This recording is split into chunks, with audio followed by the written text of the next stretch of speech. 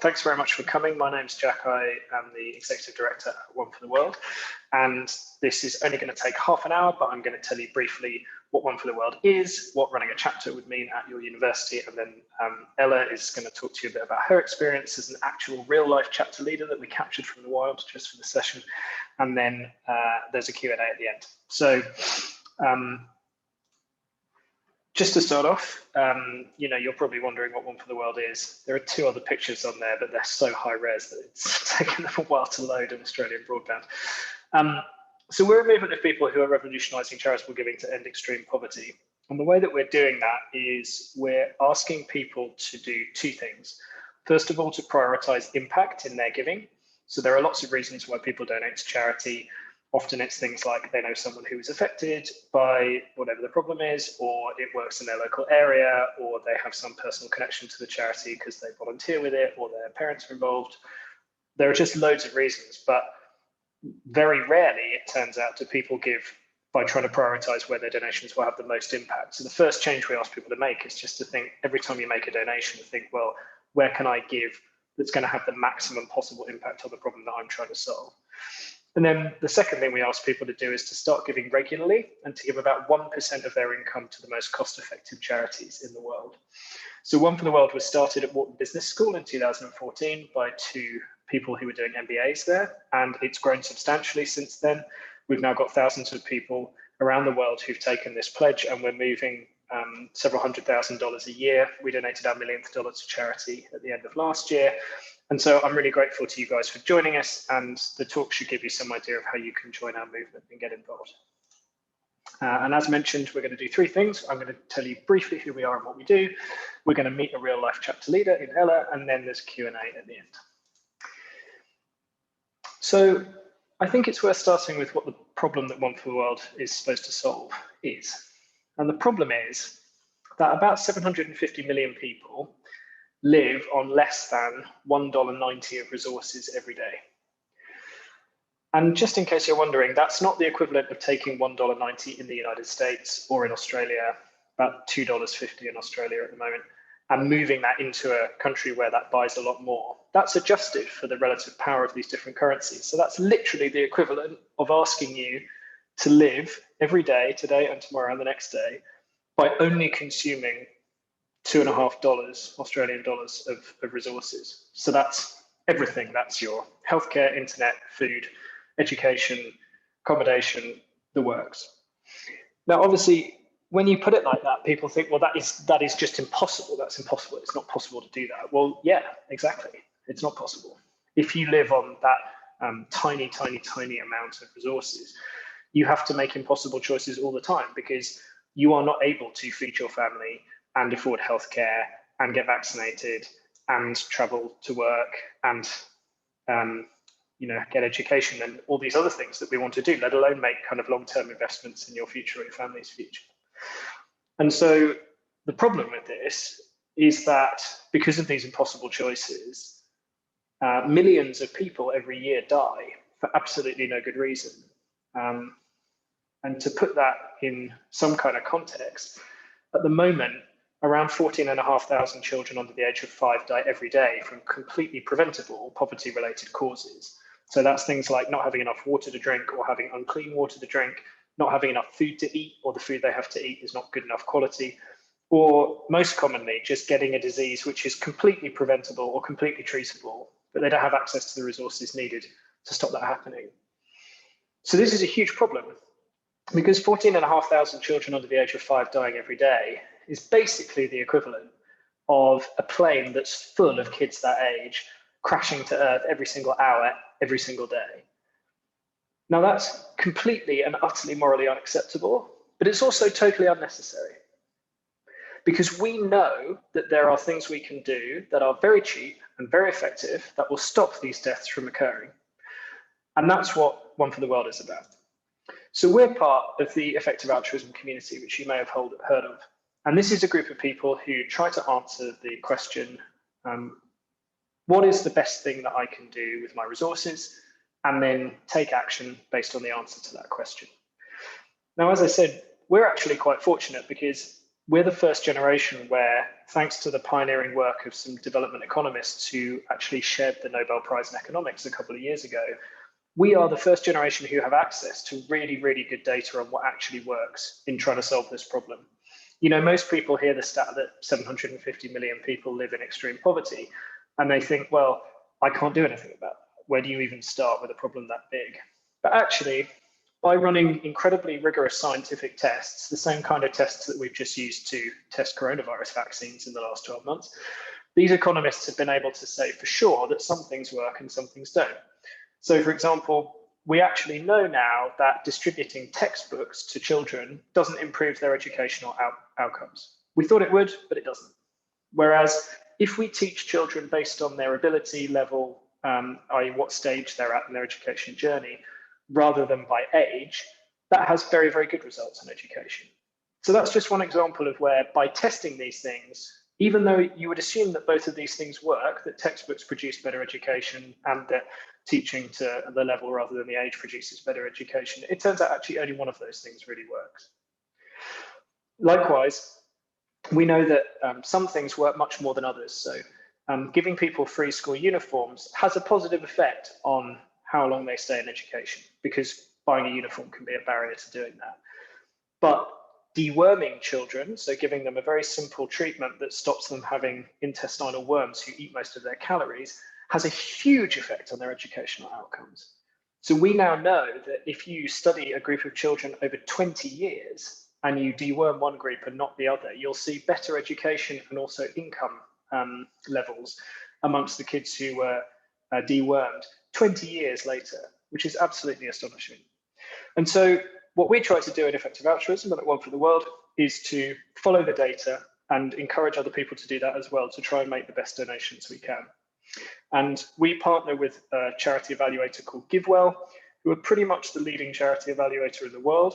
And they do about 20,000 hours a year of charity evaluation. So they have 20,000 man-hours spent looking into various cause areas and types of intervention and looking at the scientific evidence, and finding charities who are really, really, really good at doing these types of interventions.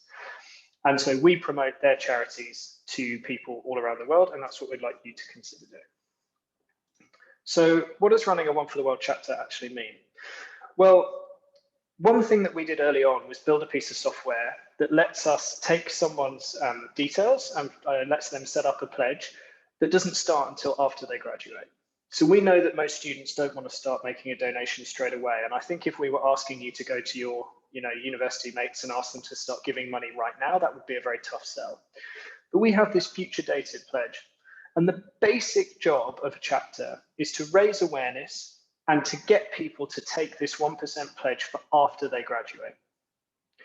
So we give you a load of support to do that. We give you training, we give you a budget, and then we just let you go for it. And different chapters do this in many different ways. So some of them hold speaker events, some of them use social media, some of them do quiz nights, some of them do games nights, some of them concentrate on one-to-one conversations. There are lots of different ways of doing it.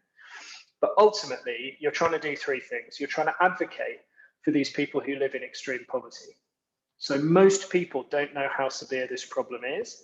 And actually, if you ask them, they don't actually know how bad it is being in extreme poverty. You know, that explanation I gave you earlier of, it's literally like being tomorrow, someone told you you only have $2.5 Australian to live for the whole day, and the next day and the next day. Most people, when they hear that, are really shocked that it's that bad and that many people live in that situation. You then educate your peers about effective giving. So we give you a load of training and materials that tell you about GiveWell and the charities they recommend, how they come to recommend them, and how effective they are. And a key step in trying to get people into this movement is to explain to them, these charities really work, this is what they do, this is what the evidence is, and why we think they're good to support. And then finally, and most importantly, having done both of those things, you motivate people to take this 1% pledge after they graduate. So people have a look at what they think their income will be in their first job, and they set up a regular donation to start a few months after they graduate that we then take in and direct on to the charities that we recommend. And it's worth saying, we don't take any money out of these donations. So the reason we're asking you to do this is because we think this is a good thing and that people should try to help people in extreme poverty, and that this is a great affordable way of doing that with solutions that work. But we have absolutely no financial skin in the game ourselves. We don't make any money out of this. And you guys, obviously won't either. You're not going to be paid on a commission basis to go and sign up your friends. It's an out-and-out non-profit. So just to give you some examples of the different ways that people have gone about this, I'm going to quickly go through 4 different chapters on the way they approach this. So at Wharton Business School, where we were founded, they run fairly straightforward student programming. So they have speaker events, they do lunch and learn events, they do panel discussions, and then they try to have good one-on-one conversations with people and sign them up. And they've been very successful at that. At the business school at Stanford, they rely very heavily on small group dinners. So they found that if we give them some money to buy food for people, they can get people into a small setting, walk them through the evidence, and get them to take the pledge at the end of that.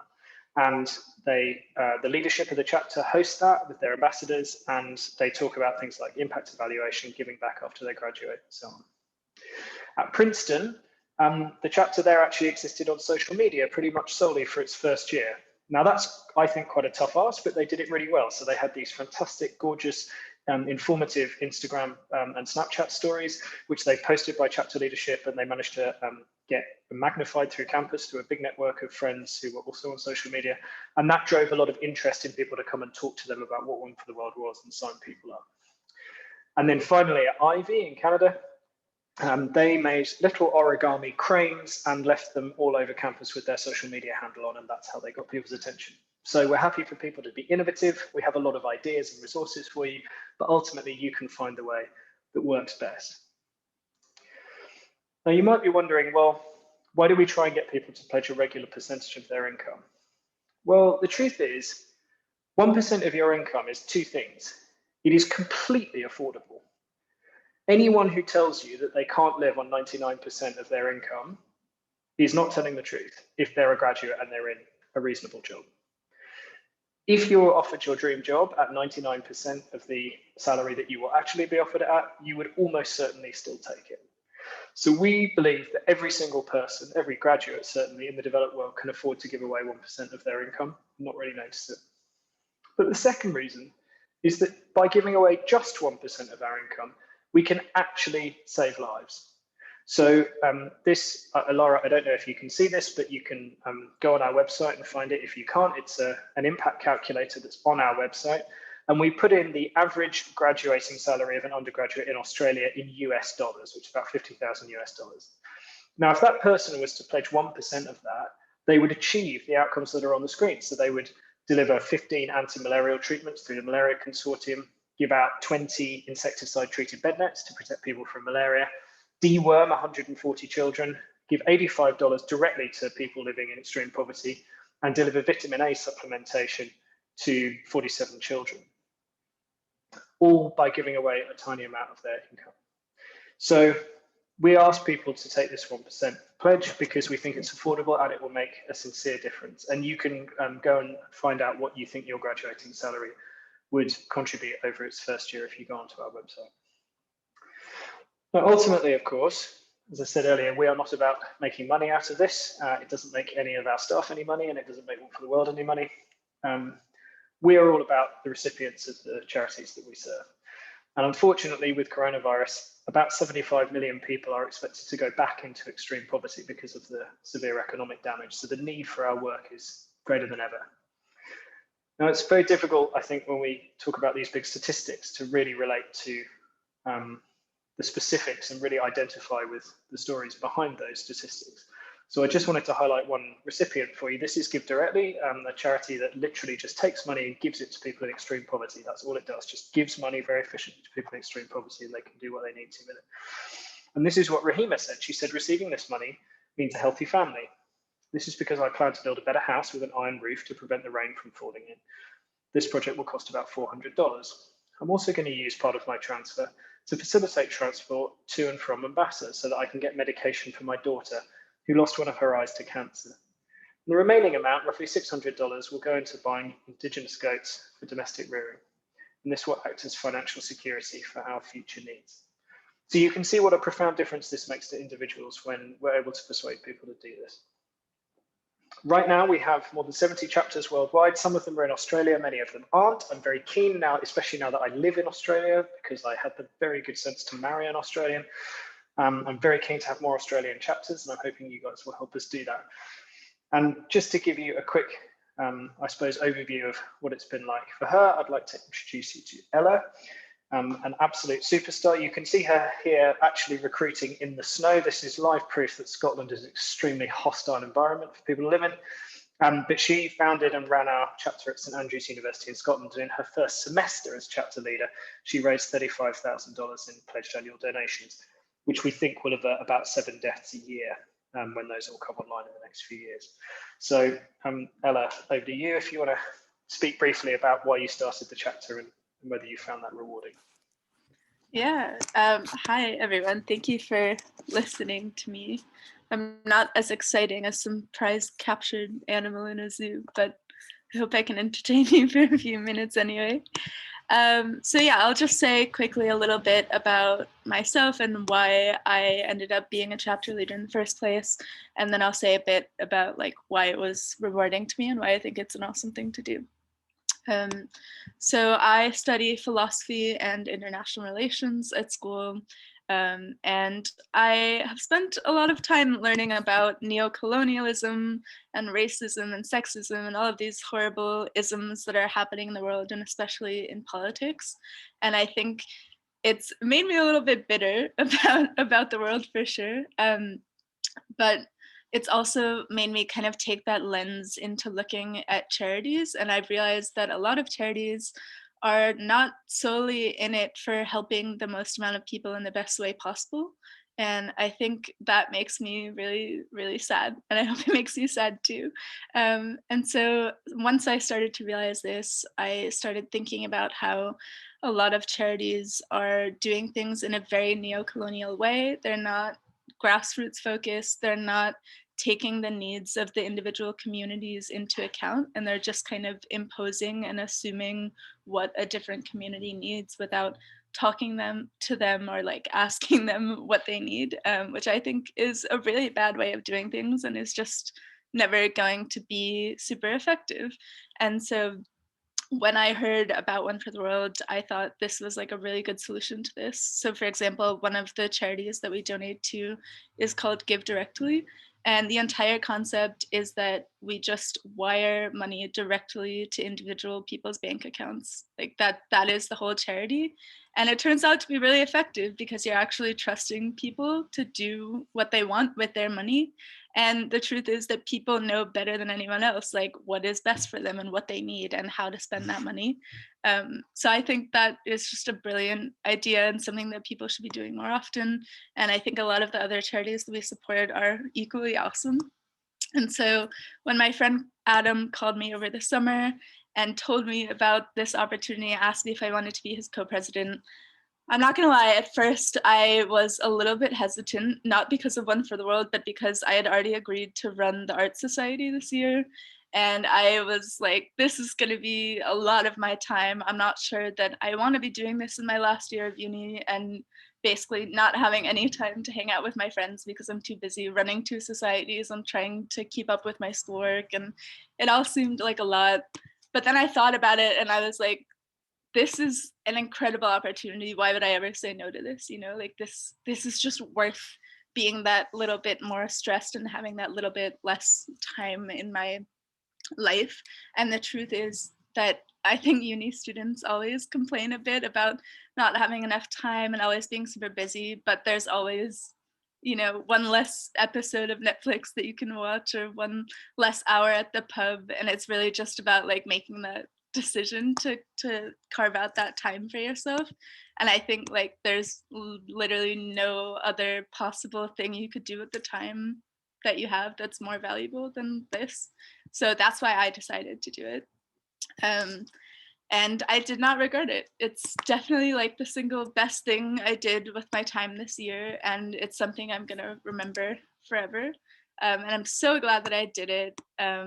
So yeah, I hope that can convince you.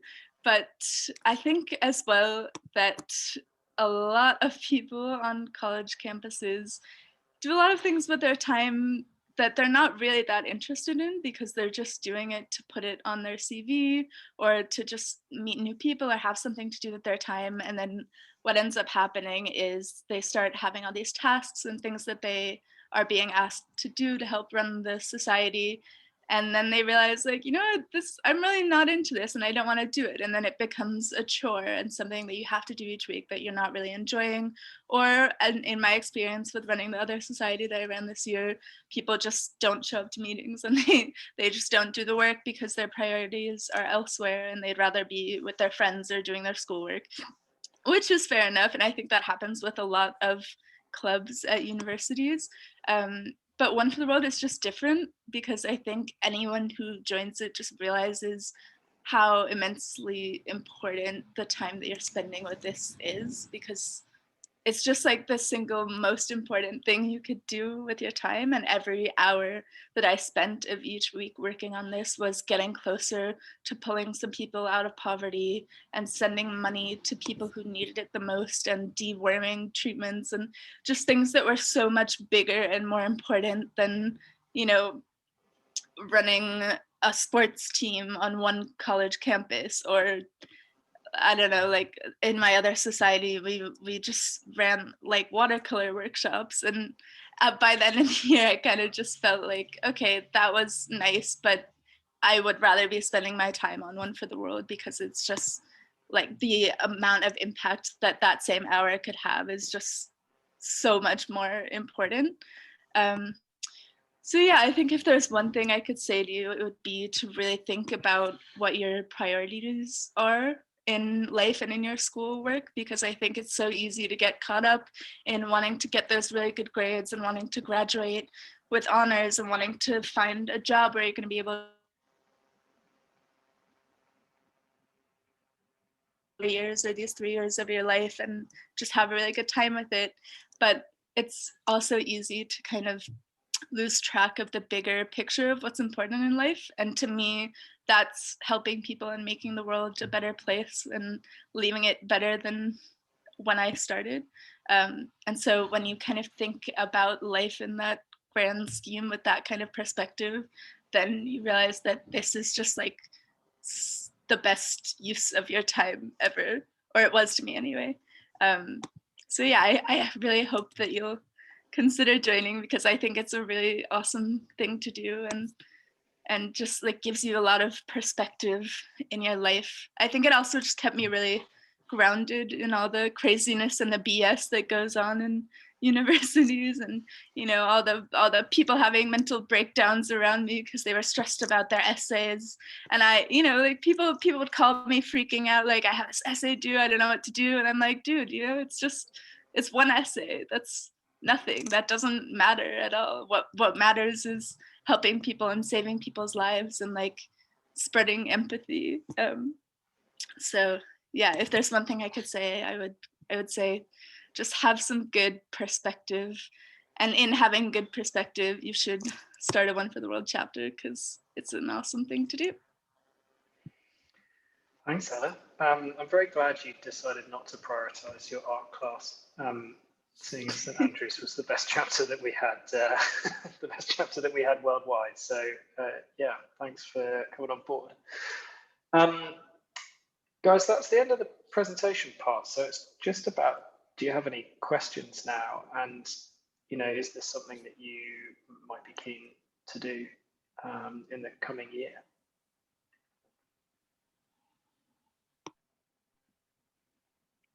How soon do we get started?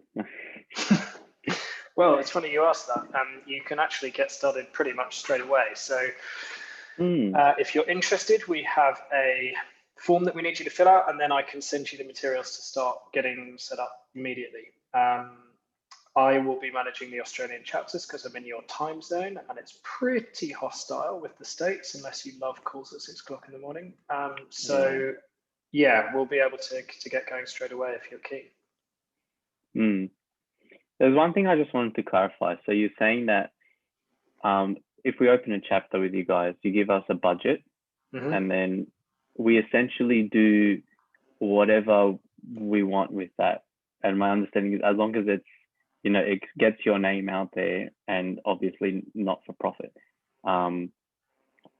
So what about things like fundraisers and stuff? So for example, could we do something where we sell stuff and then just donate it all to you guys as an example? Yeah, theoretically. So the thing about the budget is it needs to be spent in a way that ultimately tries to raise people to take this 1% pledge. So we're reasonably flexible about how that's done. We have quite a bit of experience of what people have tried and how likely that is to produce an outcome, which we can advise you with, but also we're open to new ideas. What we're not after is one-off kind of small contributions. So we have run some one-off fundraisers, but only if they're a way of realistically getting people more interested in taking the pledge. Because the thing is, so the 1% of the average graduating salary in Australia is going to be about, I don't know, 500 Australian dollars a year, something like that. There is very little chance of someone on campus giving you $500 in a one-off donation. And so ultimately, we'd always sacrifice the short-term thing for the long-term gain. But yes, within that, if you want to consider selling T-shirts or, do a one-off fundraiser as a way to raise interest and then try and get people to take the pledge, then in theory, yeah, we'd be open to that. And actually, it leads perfectly to my next question, which is how, do we need to get people to sign up to a pledge or somehow, or is it more just getting the name out there and, raising awareness in a general sense? No, so the key outcome is for people actually to take the pledge. And that's a good question. Yeah. The way that they do that is you have a checkout page just for your chapter. And when people go through it, they select a start date, the charities they want to support, the amount, and they put in their credit card details. So it doesn't take any money until the start date, which can be up to 4 years in the future. So if I don't know when you're going to graduate, but if you set it up for 3 months after that, it wouldn't kick in until then. But it is it's a real commitment. Once it's in there, they can still cancel it or manage it if they want to. But obviously, we encourage them to think, well, once I've done this, I'm going to stick to it. And I'm pleased to say this year that 80% of people who were supposed to start this year did start this year. So yeah, it's not just kind of ticking a box on a website. It is ultimately chapters are judged on how many people actually sign on the dotted line. Yeah, Ella's just posted her checkout page in the chat. Yeah. And it's just this comes up a little bit. We are able to take tax deductible donations in Australia, and they are in Australian dollars, so people don't have to pay in different currencies or avoid. They don't. They still get a tax deduction for doing it once they start donating. Okay. Okay. Any other questions? Okay, one more. Sorry. Yeah, go on. I've got a few questions. So how much do we normally get in the budget, and then how often is it an annual budget or every semester or? So it's done on a reimbursement basis. So I can't remember what we provide for HQ. It's something it's a few $100 per chapter, but then we would review with you before you did it what your plans are to spend it, and then you spend it and send us the receipts, and then we pay it back to you via PayPal. There is not a strong correlation between the amount spent and the number of pledges raised. So there isn't a guarantee that spending more raises more pledges. But what we do want is for you to be able to, if you're going to host an event, we want you to be able to have some food and drinks there. If you're going to have a table on campus, we want you to be able to have some, a pop-up stand and some T-shirts and a sign saying "I give 1%," stuff like that. So, the way to think about this is, and Laura, this might speak to you, by the way. I'm aware that you're in the car, but this is kind of like running a startup on campus, right? So you've got a certain amount of money, and you've got a target for how many people which you set of how many people you want to recruit to this and how many annual dollars you want to raise. And you've got to try and do that for the lowest amount possible. And that's how we see this from the HQ level. What we obsess about two things, which is donor acquisition cost. How much does it cost us to get every single person who takes the pledge on average to do that? And lifetime value. So once that person takes the pledge, how much will they donate to our charities over the course of their engagement with us, whether that's 1 year or 5 years, or, you know, we have people who've been doing this for 8 years now and are still going. And so we'd encourage you to do the same. Just think about what's the cheapest and most efficient way that I can get people to sign up. Yeah, I can just say in St. Andrews, I think I don't know if we spent any of our budget, like the entire year. I think we got some t-shirts for our committee, and that was it. And that was just kind of a nice thing to keep our team excited and together. But other than that, like, yeah, we didn't need to spend any money. I suppose some of that had to do with the fact that coronavirus was a thing, so a lot of our events were online. But yeah, I think the thing that you would spend money on is maybe getting a prize for a trivia event, or getting like a couple of snacks, which is at most like what, $10 or something like that. So yeah, you really don't need to. It's not like a spend money to get money kind of situation. Yeah. Great. Laura, do you have any questions?